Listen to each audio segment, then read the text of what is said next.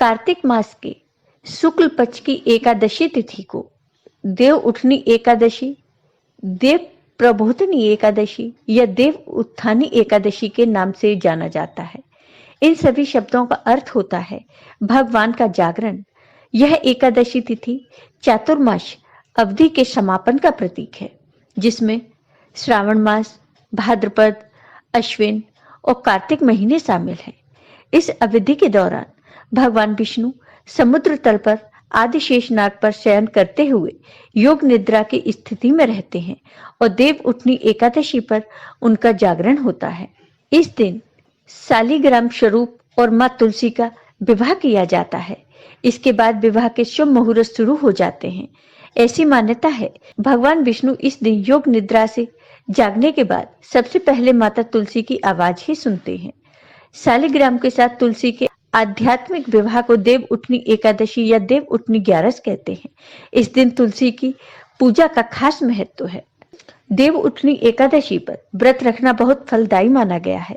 एकादशी के व्रत के दौरान पूजा के समय इसकी कथा का भी पाठ किया जाता है। देव उठनी एकादशी के दिन से सभी मांगलिक कार्य फिर से शुरू हो जाते हैं।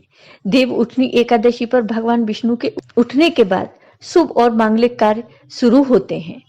इस बार देवउत्थान एकादशी 4 नवंबर दिन शुक्रवार को है और इसका पारण 5 नवंबर दिन शनिवार को किया जाएगा।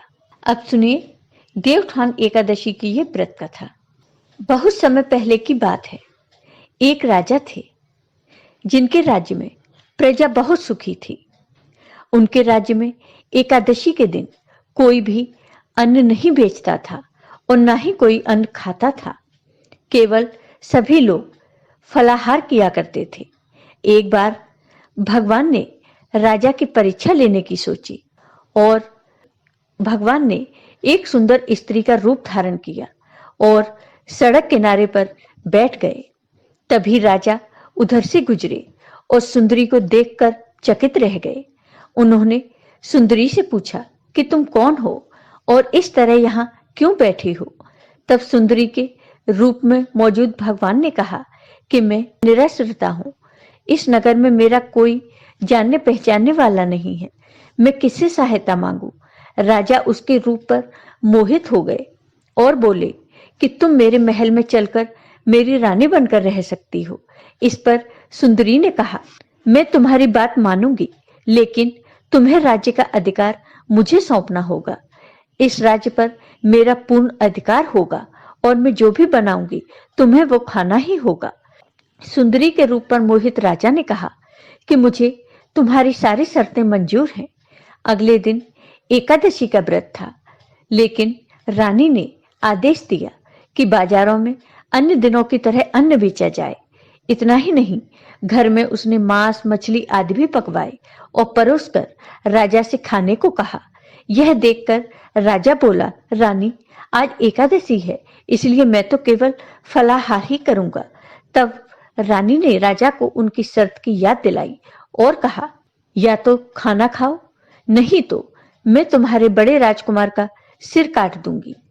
राजा ने अपनी स्थिति राजकुमार की मां और बड़ी रानी से कही तो बड़ी रानी बोली, महाराज, आप धर्म मत छोड़िए और बड़े राजकुमार का सिर दे दीजिए।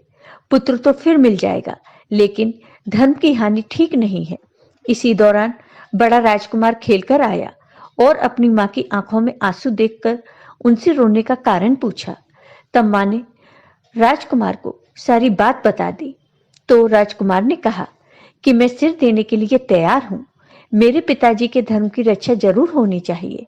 राजा दुखी मन से सुंदरी के पास गए और राजकुमार का सिर देने को तैयार हुए। तभी सुंदरी के रूप से भगवान विष्णु ने प्रकट होकर उनसे कहा, राजन, ये तुम्हारी परीक्षा थी और तुम इस कठिन परीक्षा में सफल रहे हो। भगवान ने प्रसन्न मन से राजा से वरदान मांगने को कहा। तो राजा ने कहा, हे भगवान, आपका दिया सब कुछ है, बस हमारा उद्धार कीजिए। उसी समय वहां एक विमान उतरा और राजा अपना राज अपने राजकुमार पुत्र को सौंपकर विमान पर बैठकर परम धाम को चले गए। जय हो भगवान विष्णु की।